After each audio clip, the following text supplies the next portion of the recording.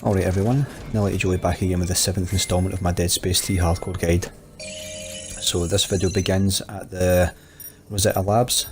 We've made our way up the cliffs of Atlantis and we've been separated from Ellie and Carver. Now these final chapters to me are the hardest chapters in any Dead Space game, not just the third game but any Dead Space game. So you really now want to have your weapon loadout with at least level 2 circuits. If you have level 1 circuits, try and swap them out and sell them and then create level 2 circuits. If you've done pure survival before hardcore, then you will already have access to the overclocked Mark II parts, which will give you the Mark II circuits, and you can use them. That will probably make your life a hell of a lot easier here. But basically for this, especially for the Rosetta Labs, I kind of use my javelin gun and my line gun force gun combo, but as you'll see in the next section, I turned on the corrosive gas and I went back to the bench and swapped out my javelin gun for my plasma cutter river gun combo, which I shouldn't have done because the feeder sections are coming up, so that's why I've included this section here. And it kind of gives you again a demonstration of what can happen if you choose the wrong weapon loadout for the wrong situation, especially this late on in the game. This could have been the end of my hardcore run. Feeders are always a very frantic part. You don't want to be getting bogged down in a feeder section. You can get killed really easily, very quickly. Again, the best you can do is kind of keep yourself backed up against the wall so you know that no feeder's going to come from behind. You know, I'm stuck in this lift just now. I'm trying to keep them out of it, so at least I have my own area to kind of fall back on. But again, this is not ideal. Not ideal at all. Again, if you started to panic, you could actually, you could lose your life and your hardcore run's finished. So it's very important to get the right weapon loadout for the proper situation.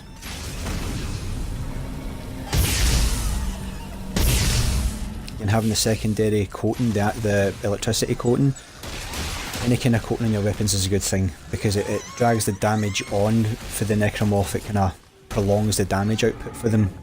But this isn't ideal. You don't want to be getting yourself bogged in a situation like this late on in the game. So again, go and pick up all your resources, especially if you're running low on life.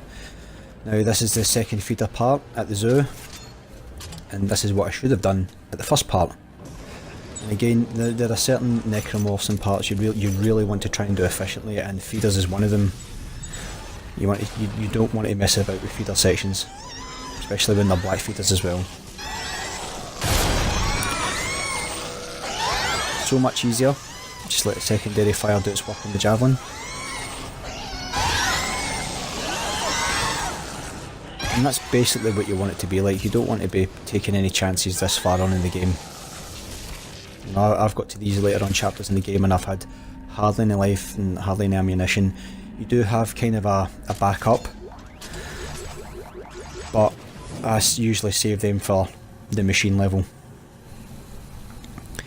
Now I've included this as just a little tip, because again, if you're running low on life, the last thing you want to do to happen to you is to be getting bogged down with machine gun fire from this ship. So you can actually get around this without taking any fire. Like I said again, it just helps if you're at this chapter in the game and you don't have, you're running low on life and you don't want to be worrying about getting shot. So just wait for the spotlight to head off at the right and then make your way up. You won't take any fire.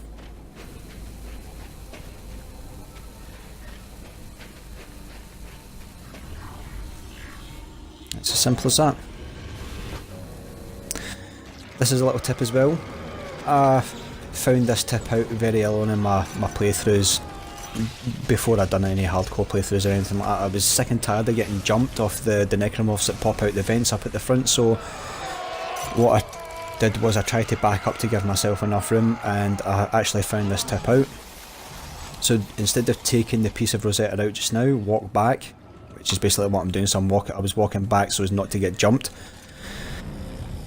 and use your kinesis to take the piece of Rosetta out, and you'll find that the necromorphs don't jump out of the vents, and you don't have to deal with them because there's quite a few black necromorphs here as well.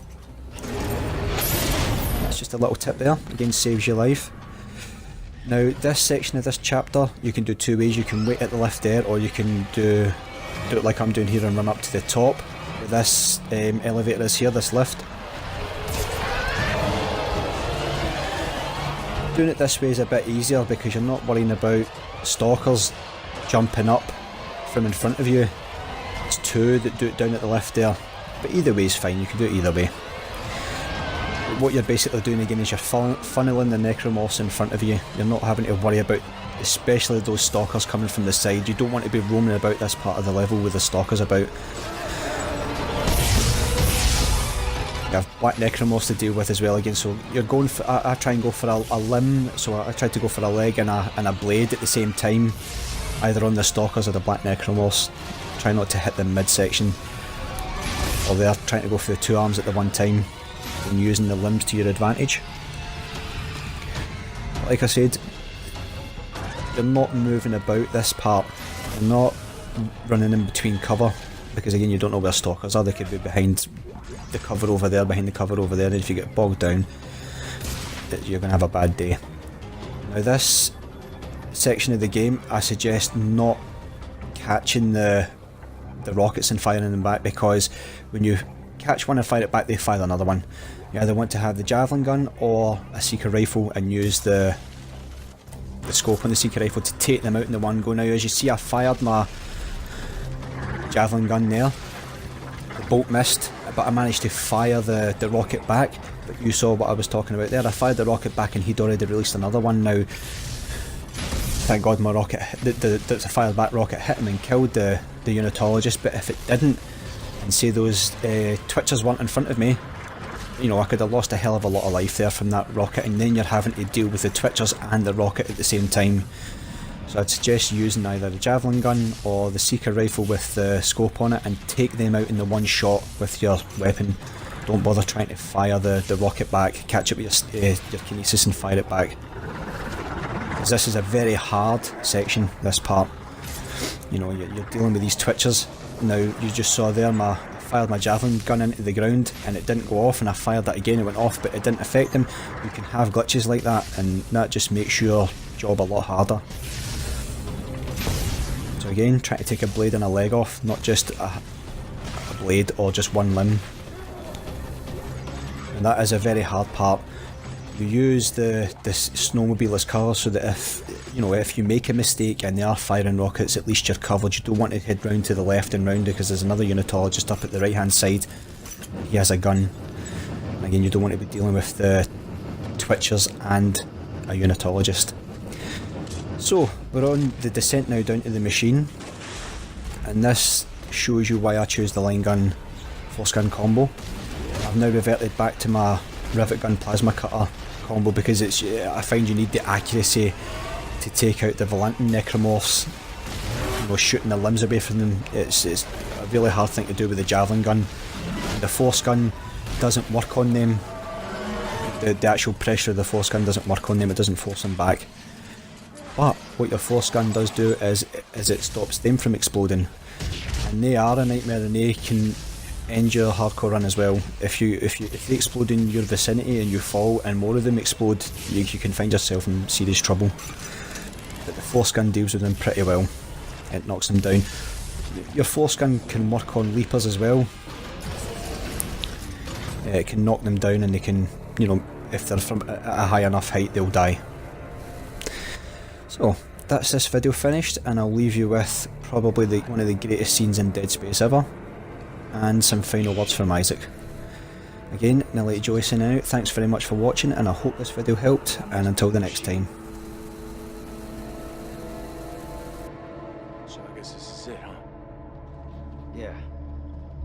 This is it. I need you to promise me something.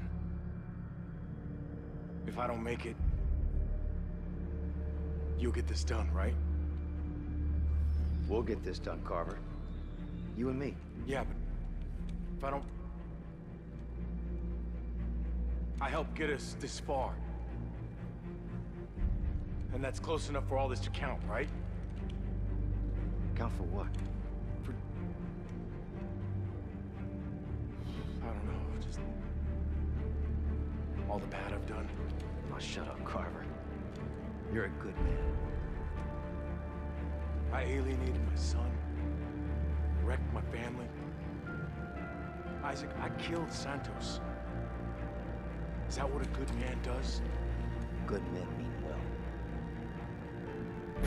You just don't always end up doing well.